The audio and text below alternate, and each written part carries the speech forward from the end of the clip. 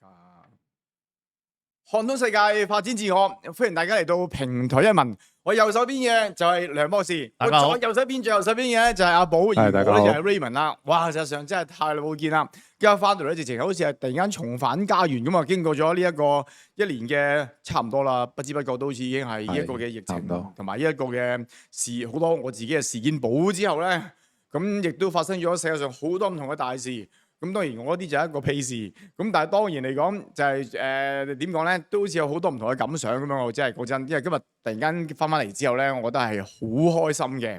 咁而亦都可以同各位觀眾再見翻面啦。咁亦都可以見到梁博啦，依然一樣風采依然10年如一日。跟住阿寶咧仍然都係個頭都仲係咁大，都係咁正，冇得頂。其實喺呢個嘅 screen 之下咧，你個頭係冇咁大嘅，已經係以前係勁啲嘅，基本上係應該。但係我頭髮白咗同少咗喎。嗯，頭白咗同少咗。係啊，白咗同少咗。佢又翻冇長啊，啱啱好嘅。咁但係咧嗱，你最近又好忙碌啦，即係一個月、2個月、3個月啊，應該都有3、4個月係嘛？大半年咁滯咯，都有啊，大半年都非常忙碌。係啊，唔係之前佢都忙，但係冇而家咁忙咯。咁係咪真係好好勁咧？你個即係覺得而家個市面恢復或者對你嘅影響係點咧？好勁啊！尤其通咗關啦。其實好通咗關之後咧，我覺得就盡量翻去作為我嚟講啦，就盡量翻去建立翻所有啲唔同嘅機會啦。開展一啲新嘅動向啦，睇下冇啲即係多啲機會可以爭取發展到唔同嘅項目啦。咁亦都第一時間一定要見翻晒所有大陸嘅團隊先啦，因為起碼即係見到、聽到一齊坐喺度，咁啊更加知道發生咩事，咁啊係好唔同嘅。咁而係咪真係好好做啊？近來其實我諗香港同大陸咧都需要一段時間去恢復，我相信係要，因為經過一段時間之後咧，其實都幾傷元氣嘅。不過可以咁樣講，就確實近來自己都算好穩，咁都幾多嘢去搞作。咁就係啦，咁就係咁啦。咁又點講咧？而大陸方面咧，我覺得咧就係都有攞路恢復翻嘅啦。基本上係咁，尤其是經過咗呢一個阿習大大正式即係上任咗連任咗之後啦，其實成個政局定局咗之後咧，咁就上面嘅所有，起碼我所有嘅朋友、所有嘅拍檔，對於整體未來嘅我諗8到10年都係非常之有信心嘅。阿梁博士咧點睇啊？好正經，突然間翻轉頭又翻轉頭啦。咁阿寶有咩補充咧？有冇嘢問啊？即係我估唔到我自己突然間又咁唔正經。因為我哋而家2週年啊嘛。係啊，因為2週年啊，我哋其實想咁上嚟喎，突然間都有翻轉頭關一啲咁正經嘅嘢，突然間係。我覺得係一個好事嚟嘅，因為始終呢個節目2週年啦，又覆蓋咗最黑暗嘅時期，咁然後到有曙光，咁然後到慢慢到啱啱今年開始就全面通關咁樣，咁我覺得成個起伏咧，亦都喺呢2年期間咧都感受過，即係最差嘅時間見到曙光，而家開始復甦翻，咁啊我覺得一個幾好嘅體驗咯，其實即係我哋個節目一開始就話經歷呢個不止500年嘅大變局啊嘛，其實咁呢個其中一個好少嘅部分，咁啊參與其中就固然好啦，即係。當中即係我會用一個滑浪嚟比較，我比喻啦，其實即係我哋而家就喺度滑緊浪啊，喺呢個波濤洶湧嘅大時代入邊喺度滑緊浪，咁啊，當然啦，你技術唔好就會掩蓋咗你啦。咁但係我哋唔係話要玩咩花式，唔係話要玩乜嘢觸目嘅事情。咁問題係我哋喺呢個觀浪嘅時間，咁我哋能夠參與其中，有喺呢個浪上面滑到咧，咁其實都係一個體驗咯。其實同埋，我覺得最緊要一樣嘢係要話到俾人知，即係當然我哋唔係一定啱啦。至少話到俾人知個浪點樣嚟，個浪係由邊個地方冚過嚟，有幾高，冚到有幾深。即係我覺得呢樣嘢真係最緊要咯。不過有一樣嘢好犀利嘅，即係我都覺得咧，我佩服梁博士嘅，因為咧即係我做咧就係好即係爆炸性衝一段時間咁啦。咁但係咧。我覺得有一句説話就叫堅持到底就是成功啊！其實不知不覺咧，即係講真，即係梁博士同阿寶咧呢樣嘢，我係好欣賞嘅。同埋當年我仲有我哋嘅幕後大佬喺背後啦，咁呢一個真係冇得頂。咁加埋晒之後咧，就變成咗呢一文咧，不知不覺咧，原來已經係2年嘅時間啦。我仲記翻第一日，我哋坐喺呢一個即係銅鑼灣嘅呢個嘅某個辦公室咩某個辦公室嘅露台，即係露台嘅位置，我哋起我哋第一集嘅時候咧，簡直係好似猶如昨天啊！但係咧好多事情都已經改變咗啦。改變得嚟，但係又呼應翻喎。嗱，你記得我哋第一個專題就係關於新疆棉啊嘛。係係啊，冇錯。咁嗱，我哋都講緊輿論戰噶嘛，當時。係啊，冇錯。咁但係而家咧，我哋啱啱而家就係話個輿論戰同埋金融戰同埋產業戰撈埋一齊升級，更加打到周圍都係。喂，但係個輿論戰話俾你聽真係好成功喎。阿梁博士當年一支針就篤爆成個波。咁即係你美國嗰個嘅傳媒咧，即係嗰個係去到即係幾咁有咁威信咧。但係我真係估唔到，近日我同我侄仔傾下偈咁樣，咁佢今年應該得幾多歲咧？9歲啊，10歲啊，around 啦。佢都覺得有啲笑話啊嘛。佢直情由頭到尾都同我講笑話。佢話啊，估唔到 YouTube 嗰度我見到，跟住 YouTube 就見到，跟住就見到邊度見到，一路係咁講。講嚟講去就係講嗰啲人咧，對於即係美國講咗呢個咁低能嘅一個説話咧，即係嗰個議員啊問咗咁低能嘅説話。個 TikTok 嗰個聽證會，我聽證會啊。係就問咗呢一樣嘢之後咧，就跟住問咗嚟話咩？哇！跟沖涼使唔使用水啊？去廁所究竟係使唔使要用呢一個踎喺樹咧，定係要點咧？即係佢講咗好多呢啲嘢出嚟，即係好好笑㗎。原來已經去到一啲咁嘅小朋友裏面咧，都已經中晒咯，我都估唔到㗎真係。呢個輿論戰嘅戰役咧，我哋有一節目有分析過㗎，係打到即係呢一下係好傷㗎美國。咁但係咧，我哋其實咧亦都講過咧，佢引起嗰樣嘢係因為有個共和黨議員問佢 WiFi。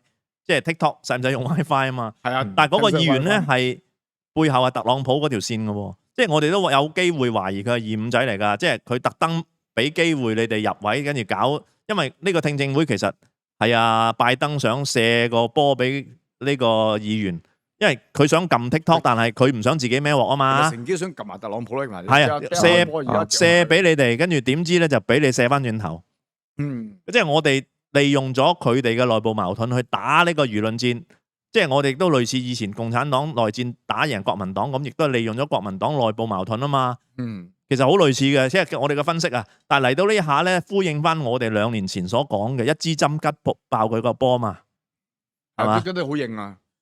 呢一嘢真係吉得好型啊！真係吉得好型啊！真係吉得好型啊！同埋咧，我覺得佢個做法咧，嗱，即係我都懷疑緊啊。嗱，嗰次喺咪後咧，其實。博士都傾偈咁樣講過，就係講緊即係之前 DJI 嗰啲發佈會啦。係啊，咁嗰啲發佈其實係你我哋有一集都有講過喎。我哋有一集啊，記唔記得？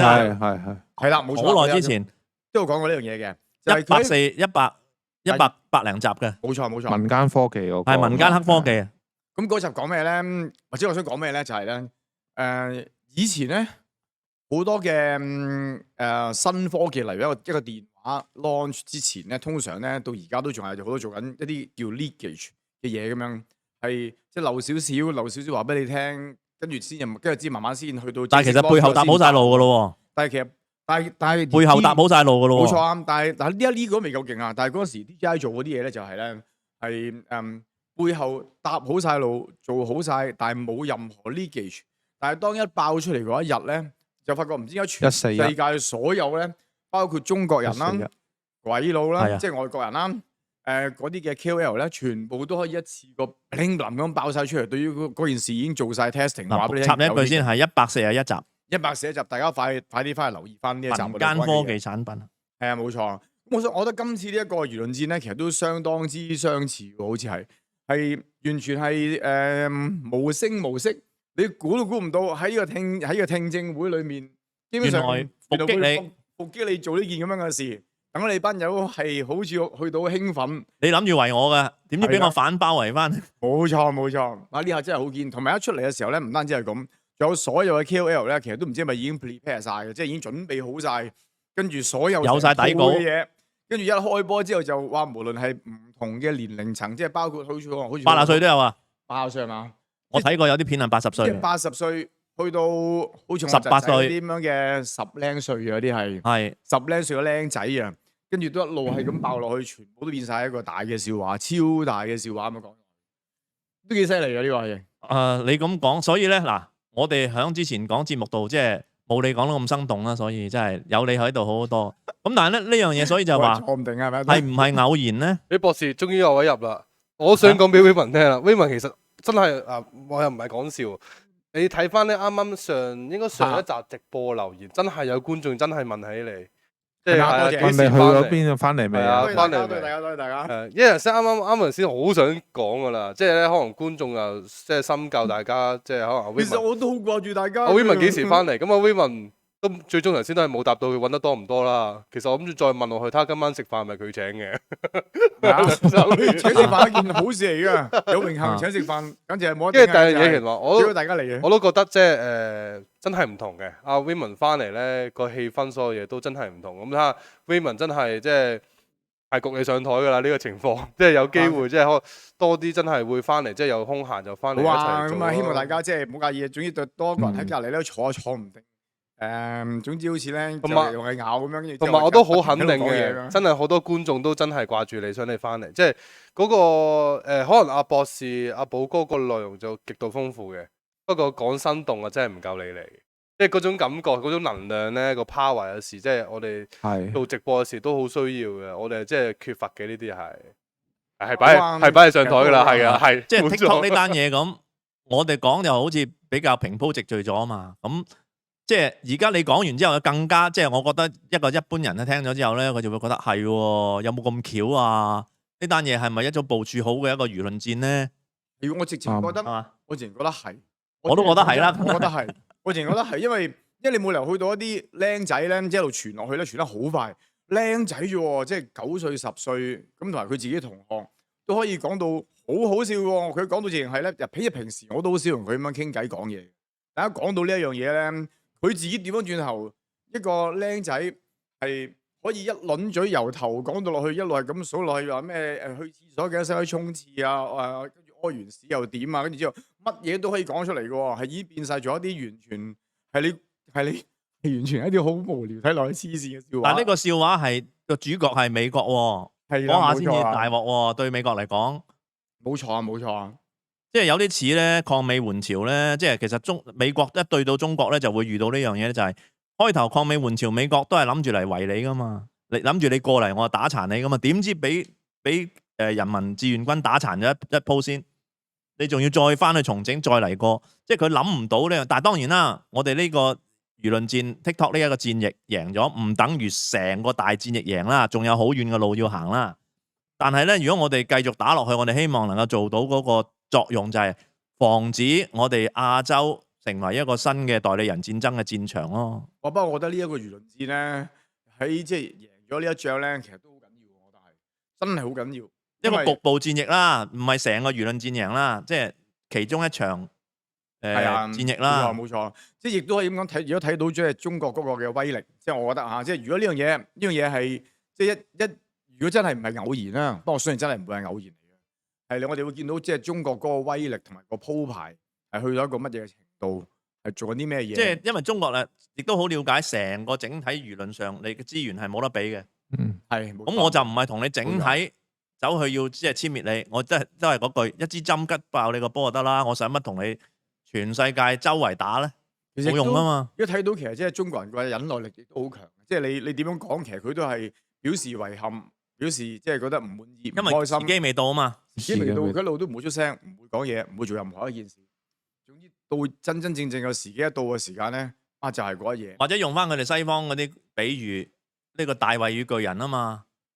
大衛與巨人啊，即係舊約。哦，呢個就係足球啦，但係即係佢哋聖經故事入面咧，所謂即係舊約啊，入面就係話大衛與巨人，即係一個哥利亞巨人。呢個大衛點樣打死佢？一個石頭，一個機會，一嚿石頭打死一個巨人。就係咁啫嘛。你要真係埋身肉搏或者整體條件爭好遠啦，我就要揾嗰個機會，一個機會搞掂你，係一個機會搞掂你。不過其實講真，呢啲咧都係咁講，其實做人咧都係一啲招數嚟嘅。係啊，我諗大家無論係即係如果用得好嘅話咧，即係變成咗我嚟做防護又好啦，或者我嚟即係。即係處世之道都好啦，辦公室政治都好啦，咁其實都係一件事嚟嘅。即係凡事咧就係唔需要太心急，即係等到有機會先。如果唔係嘅話咧，有機會原來自己犯錯都未定㗎。咁但係咧，如果真係件事係好清楚目的係點，而又夠耐性，咪等人哋出錯啦。咁一出錯之後，咁你只要係咁以揾手指一篤，跟住咁就係玩完啦。如果唔係你點打咧都冇用。你嘥力嘅啫嘥力嘛，浪費資源去打一啲冇意義嘅仗。當然啦，唔係教你去陰人哋，係嘛？我哋都係講正路嘢，即係你要即係維持你嘅正道係最緊要嘅。咁但係咧，你都要正路都要有策略噶嘛。咁你喺呢啲事件上，我哋能夠學到，即係俾我哋自己個人可以用到咧。即係阿 Raymond 話齋，你一定要有忍耐力。你去到咁上下嘅時候，該出手時先出手，係嘛？咁我諗即係其實我記得以前聽阿 Raymond 講過咧，我哋開頭做一文嘅時候咧，佢都有講過佢即係講唔講得㗎？講得。Uncle Ray 亦都教我哋呢啲道理㗎嘛。雖然 Uncle Ray 已經離世咗嚇，係啊冇錯。咁但係佢有教我哋呢啲道理㗎嘛。咁你有回憶翻有冇啲？有啊，其實佢嗰陣時嗰個道理講，即係講翻都唔緊要嘅。即係佢話嗰陣，即係佢就係即係基本上就講緊係，即係有人係誣蔑佢得罪佢咁啦。惡意中傷佢，惡意中傷佢啦。咁其實佢一路係即係另外佢係有台嗰啲 DJ 嚟嘅。咁惡意中傷佢，咁佢一路等到至少一個機會一出現。咁嗰個機會出現咧，咁嗰件事我唔講係咩嘢啦。跟住即係等到一個機會，等咗好耐，一出現嘅時候，咁佢直接同阿余生講佢咁樣喎。即係或者佢係出現咗一個係明顯係惡意捏造嘅事實。係啦，冇錯。當佢講到大到一個即係佢翻唔到轉頭嘅地步，先至出手。係啦，冇錯。因為佢話咧，人有時係咁嘅。佢話即係你以為我唔知，佢話你又錯啦。佢話只不過咧，或者以為內你唔何，又內你唔何，跟住我以為我怕你。佢話但係其實只不過咧，我喺度等你班人咧，就自己喺度咧就自我膨脹，就以為自己越嚟越勁，越嚟越堅，越嚟越犀利。好似講啲咩嘢咧，踩得就踩得有兩腳，踩到你兩腳。跟住之後咧，等到你啱啱好一個位置嘅時候咧，一出手咧，你就係咁先，基本上即刻第一時間。咁雖然咧，最後經過咗好多年之後咧，咁其實都係變翻朋友，因為我覺得 Uncle Ray 都係一個好 respectable 嘅人。咁我覺得佢都好嘢啊，即係佢都唔係要趕絕人，不過即係話咧，你要知又要識收咯，你唔好過分咯。呢個係一個做人嘅一個嘅道理啦。呢個我哋都要從佢身上學習啊！即係話佢得罪，即係有人得罪佢，好犀利，但係佢都唔係要趕絕佢。佢只係教訓佢一下啫，即係以後亦都可以做翻，即係普通朋友都一定冇問題。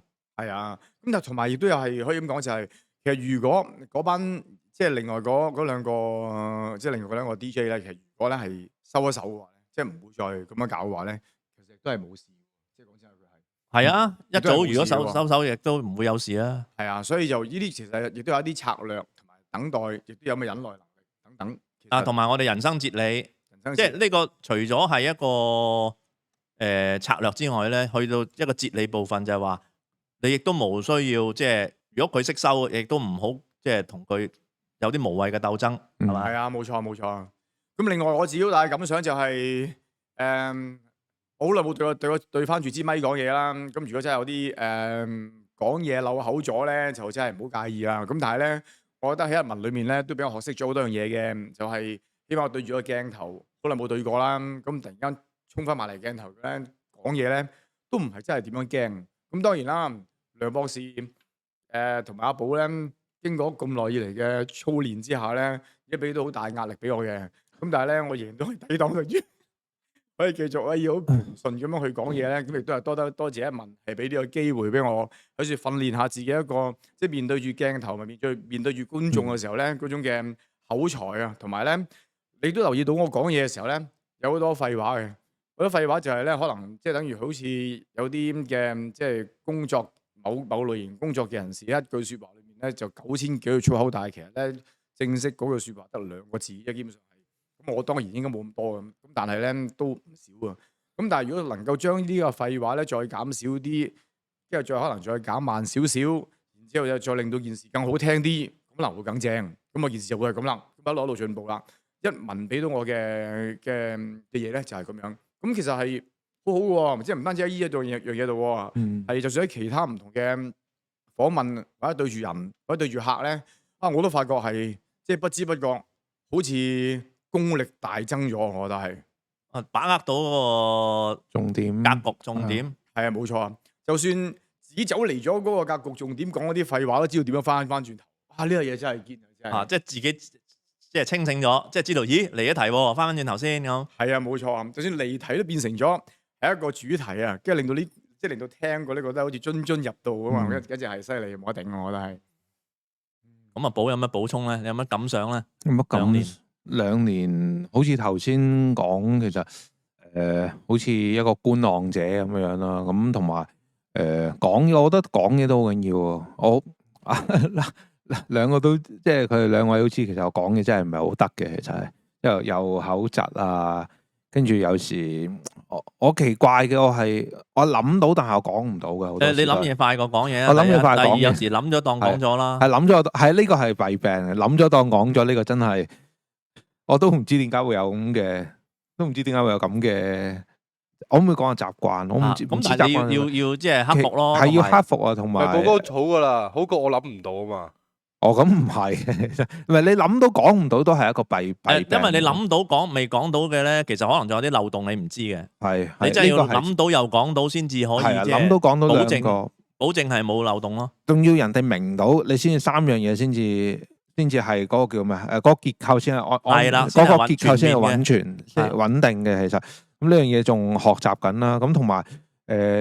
做一文咧，其實就老實講就唔係話為咩錢啊，為乜嘢名嘅。其實，但係有一樣嘢最好嘅就係咧，一路 keep 住去，一路保持住自己去睇去諗啊。其實發生咗一啲事出嚟，咁因為雖然我哋未錄啦，其實嚟緊錄金融嗰一集，咁就其實有好多線索咧，其實係可以見到美國而家其實真係好想係撩起一場好大嘅戰爭，其實係即係呢樣嘢，其實喺佢二戰前嗰啲時間咧，其實做緊，咁今天佢哋都做緊嘅，有手影捉，有手影係有手影捉到個手影，咁呢啲係即係借古鑑今啦，咁做咗咪其實有個咁嘅有咁嘅益處喺度，你見到睇得通做人哋做緊啲乜嘢嘢，同埋就最緊要一樣嘢就唔係人講你又講咯，即係我覺得最大體會就係19年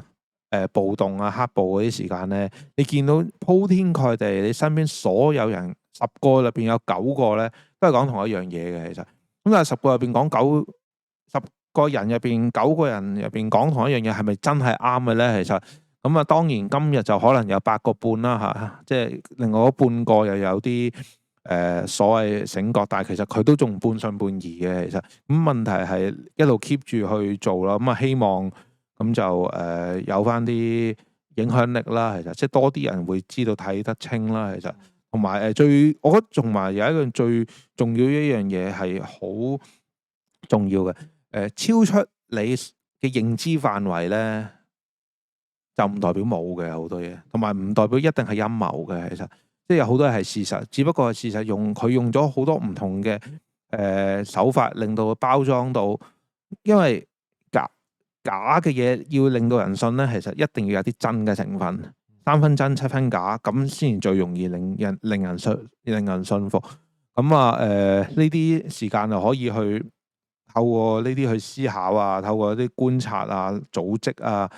前後去分析，其實你見到成個世界咧，就係你所肉眼見到嘅咁公平咯。其實咁你3個人一齊已經有陰謀啦，有策略啦，點會冇陰謀咧？冇錯，我哋有簡單嘅嚟講，你3個人員有2個夾埋去陰另一個，呢個咪陰謀咯，係咯，一定有嘅啦，有利益就會有陰謀噶啦。同埋我唔係咁需要，即係我又唔係咁想成日講咩講陰謀乜。咁唔係陰謀嘅，有時候有啲嘢其實你夾埋一齊做咁樣，咁你係觀察到係進行緊啊。譬如而家佢即係叫呢個日本、美國嘅精英想揾日本做代理人去打一場戰爭，拖慢中國嘅發展，呢個好明顯噶啦嘛，講到出面噶咯。岸田文雄講咗2次東亞烏克蘭噶咯，今年內今年有幾多個月啫？即係你講得咁密呢啲嘢，你估佢亂講嘢嘅咩？你調翻轉頭，你因為公司嘅領導人啊，喺啲伙計面前講嘢都唔可以亂講啦，係咪？Raymond 你自己有公司，當然啦，可能你唔係好多伙計，咁但係你作為你自己公司嘅，你代表你間公司出去同人哋講嘢嘅時候，你會唔會亂講啊？梗係絕對唔會亂講啦。更何況岸田文雄係一個國家嘅首相，日本嘅首相，佢點會亂講嘢㗎？東亞烏克蘭，東亞有幾多國家啫？除咗中國，你擺明針對中國㗎啦，咁你東亞烏克蘭唔會係講中國㗎啦，咁仲有邊個國家啫？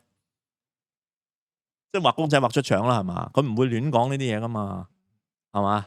咁即係呢啲你都認為係屬於一啲無法證實嘅陰謀，咁大家真係好難溝通咯。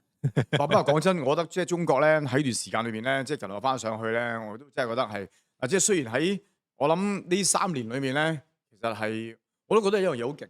我聽翻啲朋友喺裏面，即係所有國內嘅拍檔講咧，佢其實中國人真係好忍耐得，好忍受得。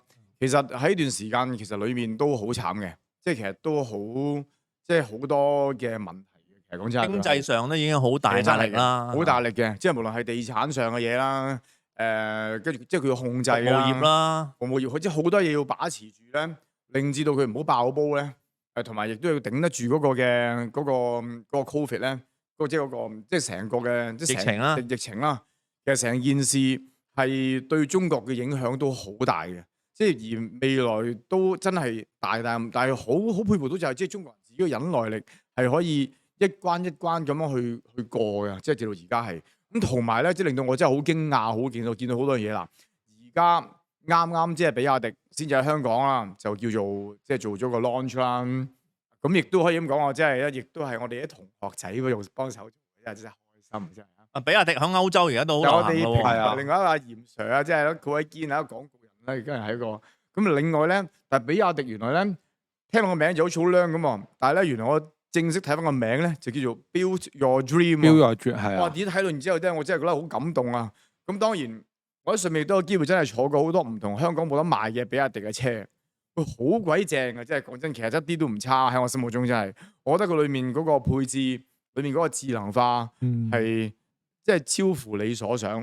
咁另外仲有啲牌子，例如係理想啦。蔚來啦，係香港都買唔到嘅，咁啊，但係都係好正嘅。我聽過蔚來，你所想聽過蔚來係真係幾真係做得好好。聽過蔚來做得好好。有人會即係通常啲人會 comment 嘅咧，就係話咁新出梗係正啦，即係過咗幾年之後究竟會仲得唔得咧？定係架車如果真係炒咗嘅時候，係咪真係可以咁安全咧？想問三個等嘅嘢，點解蔚來點解嚟唔到香港嘅咧？蔚來我都唔知點解嚟唔到香港喎。但係其實蔚來喺 Formula E 裏面係有嘅喎。啱啊，係咯，冠軍車隊嚟㗎。電動方程式裏面其實係有蔚來車隊喎，呢樣嘢係。係。你我哋即係我即係對車我唔熟悉啊。不過你見可能係 Tesla，你周街都係啦。咁其實電動車喺香港其實個發展嚟講，我都唔算話特別快。不過我肯定都唔算叫做差啊。不過呢啲品牌唔知點入唔到香港咧？我都覺得有啲奇怪喎，因為我都聽好多都話好正喎，呢啲車又唔係貴。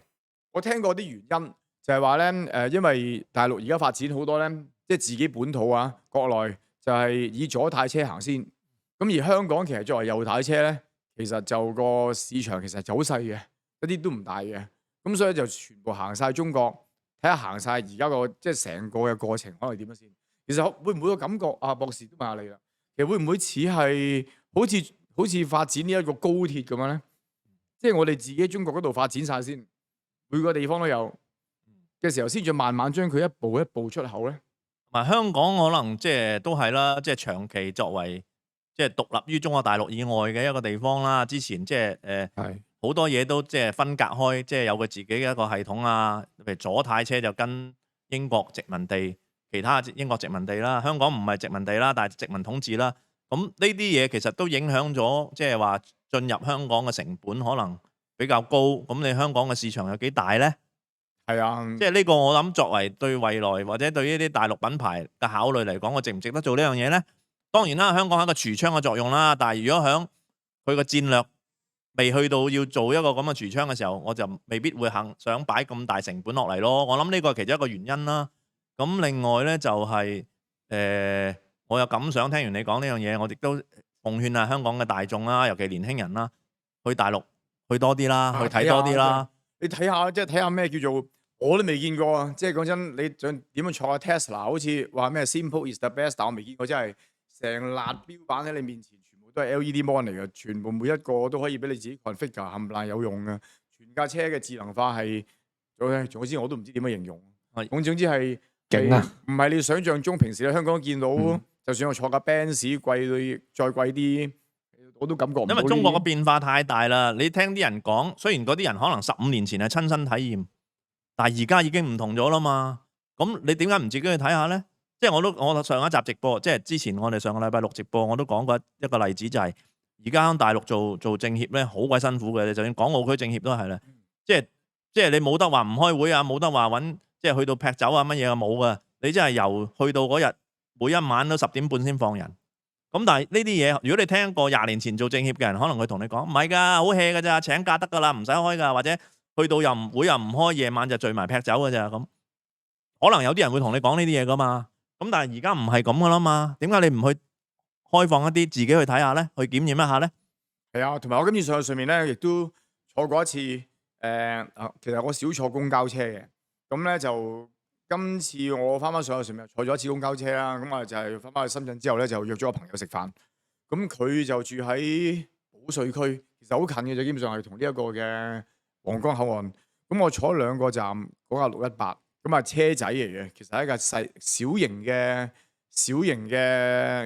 公交車啦，新車嚟嘅，但係真係幾鬼靚個車，完全係第一全部行電先啦，所以我覺得香港真係靚到爆。坦白講係，即係前排行電咧，仲有樹仲話哇，我哋香港結果嘅電車嘅巴士出嚟行電啊咁樣，其實講真，人哋行17000咁多年，其實有時我都覺得拗 Q 晒頭呢。係啊，行咗好耐，因為我3年前即係未疫情之前，我翻過大陸去惠州。惠州其實好多巴士咧都係行電嘅巴士啦，係啊。比亞迪嘅電巴士咯，冇錯。其實其實講真，其實大陸已經行咗好耐啦，已經係。係。咁香港嘅電車當然啦，古董嚟啊嘛，我哋梗係有好耐啦，黐線冇得比啦，離晒譜啦，100 Q 幾年前已經有啦。我哋而家淨係先驅嚟嘅，但係到而家都係維持緊100幾年前嗰個樣咯。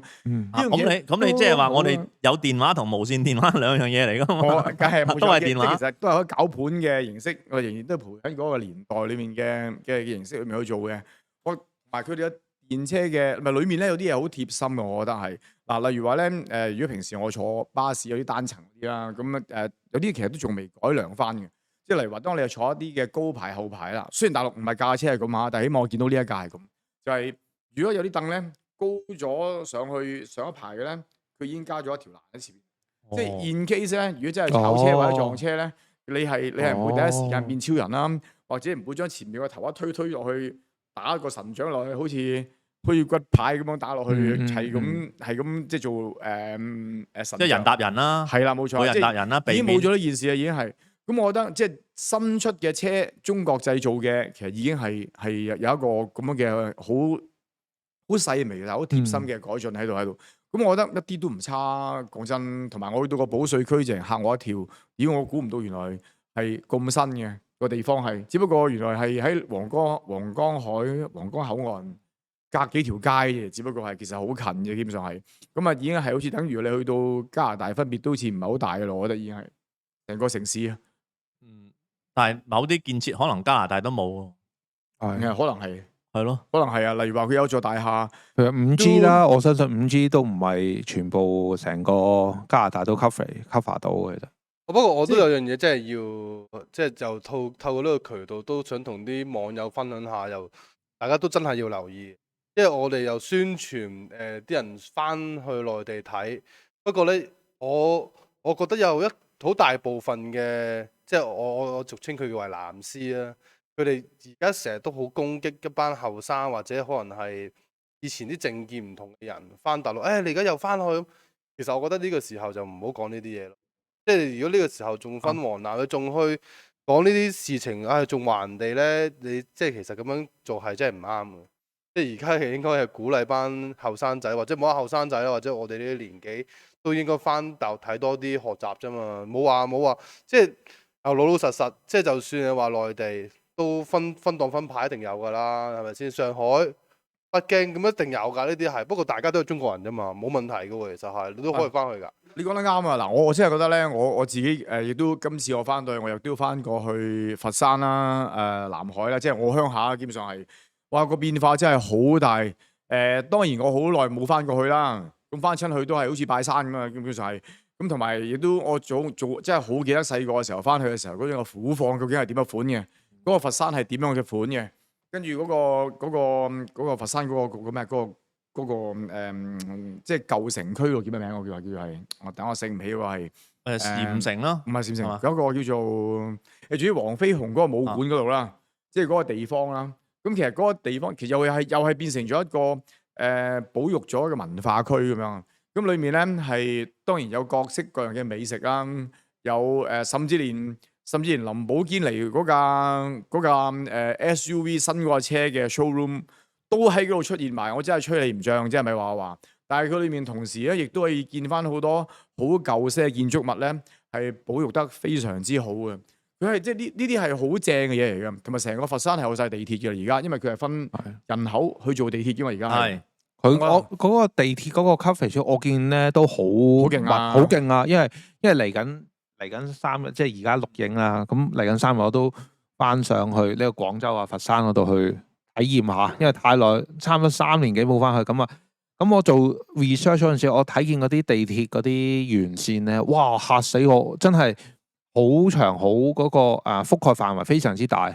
廣州、佛山兩個，哇！成個地鐵網絡非常之方便。我頭先即係未錄之前都研究緊點樣即係用微信或者係啊，用微信去 call 車啊，其實真係原來同埋搭地鐵啊，可以掃碼就。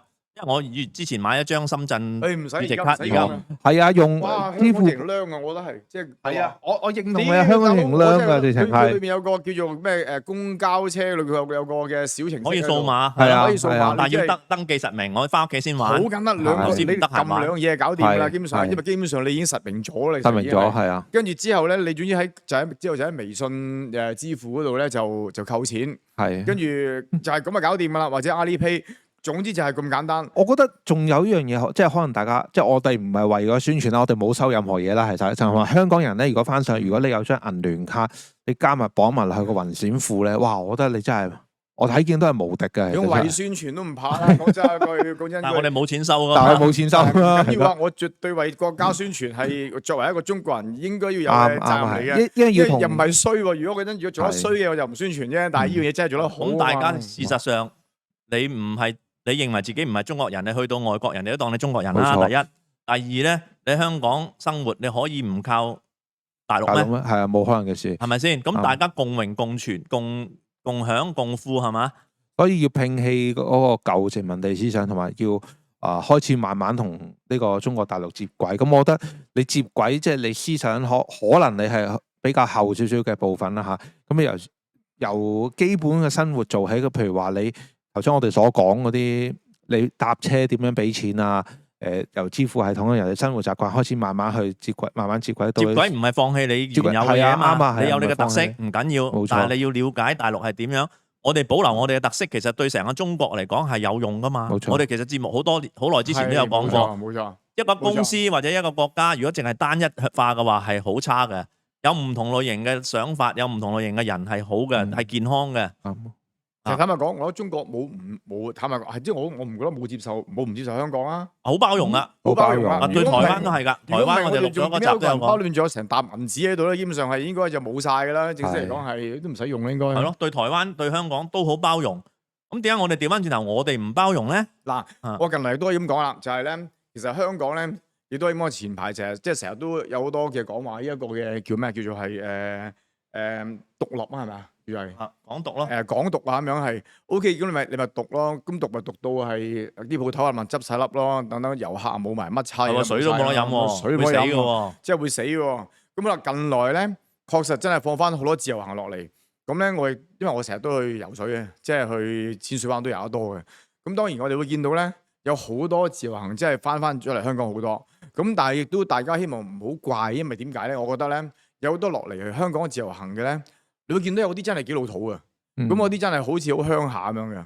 咁我相信有一啲嘅嗱，你只係見到一小撮嘅咋，即係呢一批咧，可能真係一啲嘅老人家啦，或者係一啲嘅即係中老人家嘅一啲旅行團落到嚟香港之前，可能真係喺農村或者係一啲即係啲城市未必係一個即係最點講咧？即係最前點發展嘅地方，可能發展比較慢嘅地方啦。係啊，冇錯。你仲覺得好似有種娘味，仲有嗰種以前嘅中國嘅感覺，咁落到去。但係佢冇辦法㗎，佢有佢特色啫嘛。但係佢嚟到香港都係旅行，即係我覺得大家一定有咁嘅胸襟去接受一班嘅即係我哋嘅，我當翻即係以前嘅鄉下人啦，咁樣係咁樣。但係當你翻到大陸嘅時候，如果接觸翻而家一批即係真係有啲料到嘅，即係一批只係一批就有啲料到嘅，同埋咧係一啲年青人咧，你亦都會發覺咧，其實咧你會發覺裡面嗰啲都好犀利，唔係話我話。咁但係呢班長者嚟旅行，佢都起碼貢獻咗，即係香港有收入啊！非常之多，佢冇犯法嘅喎，即係佢有佢嘅特色啫嘛。點解我哋要認為佢差咧？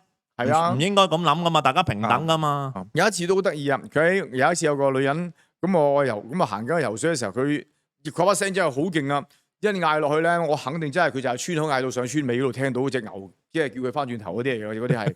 跟住，但係佢都識得喺我身邊嗰度講，誒不好意思啊，咁樣即係其實講真，我覺得其實都好好嘅，其實係，即係跟住你對佢好好，其實佢又對你好好，跟住大家其實都係好好。其實呢一個咧，我都覺得有個漏洞點㗎。第一樣嘢咧就係關於嗰個即係內地人嚟香港好多行為係香港人唔中意。其實鬼佬嚟香港咧。其實好多嘢我都唔中意啊，講真，即係不過香港人好奇怪，即係你鬼佬其實嗰陣時係口罩令我好記得㗎，成日都唔戴口罩，崇洋啊嘛，要周圍撞人啊！啲鬼佬咧撞到人咧，佢唔會理你㗎。飲醉酒其實佢哋係飲醉酒跟住發癲咁樣，即係好老實嘅呢啲。所以我唔飲醉酒都發癲嘅。嗰陣時其實好老實，因為我哋即係我哋嘅位置都係即係觀塘區，就好多嗰啲上樓即係非法㗎當其時。其實啲鬼佬又咪又去玩，飲醉酒咪又唔戴口罩，落到去下邊咪又喺度流咁拖口水。佢哋有啲唔飲醉酒都唔戴口罩嘅嗰陣時。即係咁樣，即係我話俾你聽，其實呢啲嘢大家都有，即係不過就唔好咁重點，淨係講。或者我哋應該要持平啲，即係等於咁樣一個西人喺街頭去賣藝咧，佢都係行乞嘅，咁同大陸落嚟嘅一樣嘅啫。如果你認為要報警嘅，就一視同仁。就唔好大細超，呢個就話哇好有藝術喎，嗰個就話哇有冇搞錯咁啊？即係換句説話，其實大家都係冇牌嘅，同埋又要講咯，即係可以咁講嘅，個行為一樣㗎，冇分別㗎。係啊，嗱講真，近來我見到銅鑼灣有一個咧彈爵士吉他嘅咧，喺 Sogo 門口咧非常之好啊，鬼佬彈得，我都有去睇啊，我都我抌低20皮，即係坦白講係真係，我覺得因為彈得係好好。同埋最緊要一樣嘢喎，即係我哋都有個背後幕後大佬啦，咁佢喺旺角擺檔都話。你內地人落嚟會使錢，你啲鬼佬問到篤問到成，跟住劈低唔買嘅走咗去嘅，咁你想啲咩人嚟啊？講真，咁啊幾有作用，咁啊幾有錢俾嘅人嚟啦，橫掂都係吐口水噶啦，係咪先？講真，同埋我覺得你覺得啱啊！嗱，我成日覺得咧，即係當疫情前啦，喂，你唔做呢啲生意嘅，咪日本做晒咯。我就覺得好簡單啫嘛。即係你去到日本，坦白講，你去到咩其實你唔好心齋橋，你唔好日本啦，又係咁做，咪係做你大陸生意。講真一句係。台灣啊，4月嚟緊呢一個檔期啊，都話派錢嚟啦，即係派錢歡迎你哋嚟啦。係啊，即係一樣啫嘛。其實都會啊，點會唔搶客？即係大家都搶客㗎啦。呢個 moment，即係其實即係。真係要看通世界，真係要睇清楚咯。如果唔係話，即係袋錢入你袋，你都唔識擺咁啊！大劑啊，真係。係啊，仲要排斥，仲要指戇居居咁樣，即係同埋即係我真係好奉獻，即係各位無論係即係年青人或者之前有對大陸有成見嗰啲啦，即係上去自己睇多啲啦。自己行下大陸啲商場啦，都唔好咁遠啦，行下深圳嗰啲啦，深圳新少少嗰啲啦，新萬象新城啊，叫做新萬象城啊，萬象城，即係行下都好啦。你行完之後，你翻到嚟，你翻去再行翻下海港城啦，唔使行太遠噶啦。其實你即係如果作為一個大陸人嘅話咧，你自己都會諗，究竟我嚟係咪睇緊古惑仔片嘅一個嘅回憶咧？如果我行尖東嘅話，係基本上係一個，應該係我覺得係。咁香港人，我諗雖然經過黑暴嘅破壞咧，我發覺依然喺大陸嚟講，民間嚟講咧，都係有啲幻象喺度嘅，即係對香港係有一種即係仰慕嘅，都仲係。咁我希望我哋自己香港人又努力啲去，即係唔好淨係食老本咯，大家。冇錯。其實香港人咧，講真，我自己作為一個中國人，又係香港人啦。但係其實香港人咧，亦都有好多嘢好叻嘅，我覺得係。即係例如話嗰個仔細程度啦，或者嗰個國際視野啦。有一啲嘢咧，就入血嘅，因為我哋好細個嘅時候咧，已經即係同中外溝通，咁所以變咗咧好多嘢好入血嘅，即係等於咧，如果當音樂去睇嘅話咧，即係點解啲黑人玩爵士或者玩啲 blues 會咁好咧？因為根本上就入血嘅。啲菲律賓仔點解玩啲話吉他唱歌住咁正咧？因為入血，由僆仔開始都已經玩緊啦，已經係。咁我哋咧就已經係由細到大已經接受緊一個中西文化交流，同埋對於外國嗰個好多好嘅嘢咧，都係即係都好入血嘅。咁個仔細程度都好高喎。咁所以大陸就算有時做得有啲嘢好似好靚，但係佢仍然咧可能都帶乎咗另外一啲嘅仍然需要學習嘅地方。咁所以香港人咧，我哋仍然係好有價值㗎。大陸人對香港人嘅印象咧，坦白講係真係咁差嘅。同埋我覺得我哋自己只要好好地把握到我哋自己嘅嘢嘅話咧，唔單止學埋世界上嘅嘢，仲可以學埋大陸嘅嘢，咁仲可以將佢融會貫通。咁只有邊啲地方先做到咧？咪香港咯。咁我哋幾醒，中文又講得掂，國語又講得到，廣東話又得。呢個時候應該我哋首當其衝應該係要團結係最緊要咯。梗係啦，唔同埋團結而家大陸投唔團結冇路。喂，仲有大陸而家投資幾多錢落去大灣區？即係基本上喺全中國投資緊最重落去就係灣區經濟。咁你灣區你美國咧行緊咩三藩市灣區，跟住倫敦又灣區，咁你灣區經濟其實好重要。咁香港咧喺成個大灣區亦都具備晒成個條件。咁我哋既然喺一個咁好嘅環境之下，點解唔好我哋去把握我哋而家現有嘅機會咧？真係即係如果係真係傻啦，我都覺得係。咁啊，但係我哋因為時間差唔多咧，我哋仲要趕住去食飯啊。冇錯我哋已經遲咗啦。咁我哋已經要將另一集錄影咧撥去即係下個禮拜啦。咁啊，差唔多啦，時間有冇補充？冇啦，冇啦，係咁多啦。咁啊，好啦，大家咁記得就係呢一個嘅留言、點讚、分享，同埋撳埋呢個鐘仔登訂閱我哋呢個頻道。咁我哋就下一集再見啦，拜拜。